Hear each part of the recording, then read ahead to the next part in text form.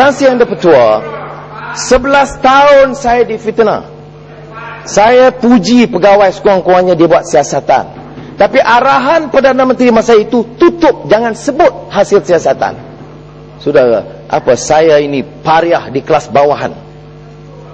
Sudah ditergajang, dipukul setengah mampus, dan ramai ahli parlimen dan kawan-kawan saya dulu yang ketawa dan diaibkan. Kalau ada bukti, silakan. Tetapi 3 bilion sibuk. Satu negara diceritakan soal 3 bilion. Termasuk ahli parlimen dari Jelebu. Bukan Jelebu, yang kaya-kaya tu. Dia marah, cabar, mana dia kekayaan dia. Ambon. Saya kata okey, siasat saya. Cuba siasat dia tengok. Rembau, silap Jelebu. Rembau, menantu. Yang Muhammad menantu. Tan Sri Di-Pertua, soal 3 bilion ini sebagai contoh, saya nak sebut Yang Muhammad Datuk Pahat. Politik lah. Bila kita cakap, Ali Muhammad kata, oh ni fitnah. Fitnah apa? 3 bilion. Saya tanggung 11 tahun fitnah itu. Ya, alhamdulillah kebanyakan tidak percaya. Tetapi ada orang percaya, sebab yang menyebutnya itu media-media dan pemimpin-pemimpin. Kadang-kadang tidak majlis terbuka, majlis tertutup. Fitnah ini keji. Tak boleh kita teruskan. Tan Sri Yang Di-Pertua tahu saya banyak perkara yang saya tidak bersetuju. Tetapi kalau saya tidak ada bukti, saya tak sanggup guna dewan untuk serang dalam isu ini. Bila saya sebut Perwaja, bila saya sebut Bakun, bila saya sebut PKFZ, saya lihat rekod. Bila pertama kali saya keluarkan, selepas Ipoh Timur bangkitkan dulu, saya keluarkan dengan lengkap kenyataan PKFZ. Itu hanya setelah saya lihat sendiri dokumen, termasuk kertas kabinet berkaitan. Ditanya pula, mana dapat? OSA pula. Tak tahu, macam mana tak tahu, sampai di depan saya. Jin mana hantar saya tidak tahu. Kemudian lepas tu hilang. Bila saya lihat, baru saya tahu percanggahan yang cukup besar, iaitu seorang menteri pengangkutan boleh buat surat jaminan begitu rupa, dan jawabnya tidak tahu, tidak ingat. Ini kesalahan besar dalam sistem pentadbiran kerajaan. Yang Muhammad Tan Sri Gelugur menteri tahu bekas baik negara dan menteri kewangan, bahawa tidak ada menteri yang boleh buat surat jaminan selain menteri kewangan. Tetapi ini dilakukan oleh senior cabinet minister. Apa yang dilakukan? Naik jadi tun. Sistem kita permainkan. Orang boleh rompak ratusan juta, ribu juta, boleh buat begini dengan kepentingan perniagaan, guna wang rakyat bilion ringgit, memperkayakan diri dan kroni dan keluarga, dan kita tutup kes. Kemudian kita gunakan untuk fitnah orang lain. Ini yang kita sebut peringatan. Peringatan Ronggo Warsito yang dipinjam oleh Timbalan Perdana Menteri. Ronggo Warsito kata zaman edan begitu. Zaman edan ni Pak, yang Tan Sri Di-Pertua, Bapak, ni zaman edan ni zaman gila. Yang Muhammad apa? Zaman edan ini ikut filsuf Jawa ni zaman gila. Saya sebut setelah melihat karya Ronggo Warsito yang awal tu diminta oleh Soekarno untuk terjemahkan sebenarnya, dan kemudian diedit semula. Dia kata zaman edan ini, orang baik yang akhlaknya baik, yang hidupnya sederhana, dituduh rasuah. Penyangak dan perasuah diangkat dan dipuja menjadi pemimpin. Bukan saya kata, Ronggo Warsito kata. Jadi semalam di Kota Baru, nasib Tuan Guru Ning Abdul Aziz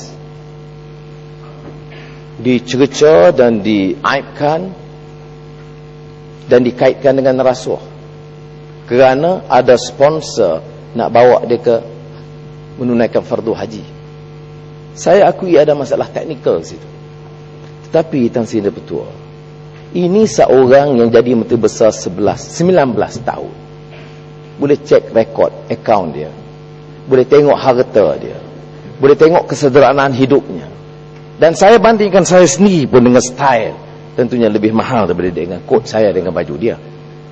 Untuk kita pemuda-pemuda UMNO dengan kekayaan sedemikian untuk cara angkuh dan takabur menyerang Tok Guru itu sebagai perasuah, patut letak jawatan. Tan Sri Bertua, ini dia. Bangsa apa ini? Kita cakap soal Melayu, ketuanan Melayu, harapan Melayu. Bangsa apa ini yang boleh menghina seorang pemimpin? Kita mungkin beda pendapat. Sudah Tan Sri Bertua pun tahu, dalam kalangan pimpinan ada pimpinan-pimpinan UMNO tertentu dulu dan sekarang yang saya tidak sentuh kerana saya tahu masih boleh pertahan sedikit sebanyak kewibawaan. Tetapi ini nak banding dengan Tuan Guru Ning Aziz oleh tokoh-tokoh muda ini yang kaya raya, dan cara dia lapor dan cerca itu mengejutkan kita dan tidak menjadi budaya politik yang sehat. Dan guna SPRM ni yang 13 bilion rugi. Padang Besar tahu dia PAC pengusi. Mana dia tindakan? Terpaksa tunggu bertahun-tahun, desakan demi desakan sehingga jadi satu isu besar, barulah nak mula siasatan. Beza dengan sponsor naik haji yang lazim dilakukan oleh semua tuan-tuan guru di negara ini. Cuma kebetulan tuan guru ini menteri besar. Tradisi umat Islam seluruh dunia, ya, tanpa kecuali di Malaysia ini, seorang tokoh ulama yang dikenali selalunya diambil oleh anak-anak qaryah dan jamaahnya untuk dibawa bersama untuk memimpin haji mereka. Ya. Tak apa, boleh tanya siapa? Tanya. Alil yang berhormat, ini peringkat alil yang berhormat. Ini peringkat jawatan kuasa. Peringkat jawatan kuasa. Jangan ganggu. Tak apa, sila.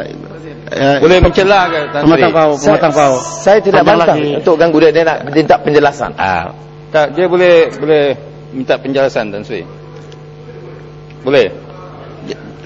Pematang pau sudah duduk. Jadi bermakna boleh lah itu. Terima kasih.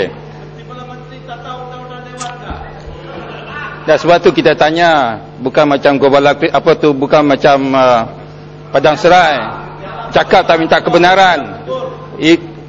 Padang Serai memang tak tahu peraturan, sebab tu cakap tak minta kebenaran. Saya tanya dulu,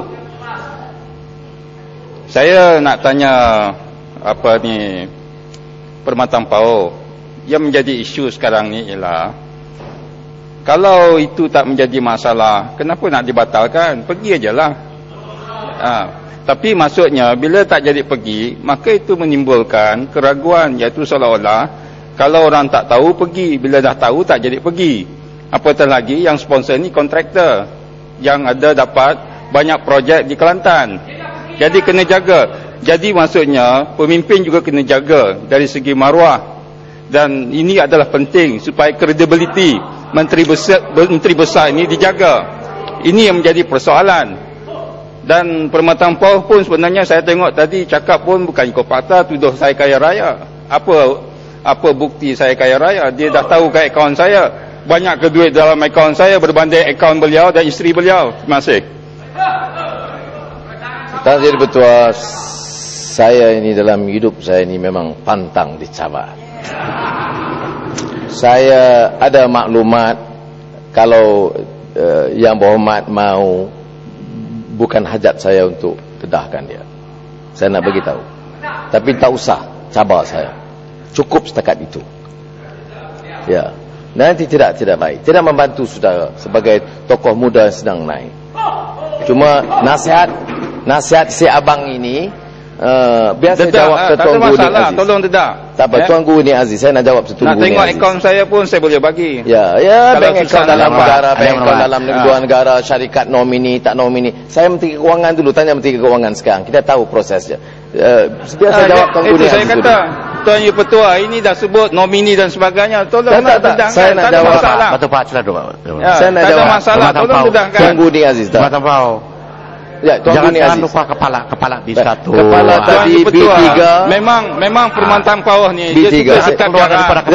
Tak keluar. Permatang Pau memang sekat jarak. Dia suka buat cara begitu. Dia bukan ada fakta pun. SPRM. Betul Pak. Kalau berani tolong dedahkan. Kalau berani. Ya.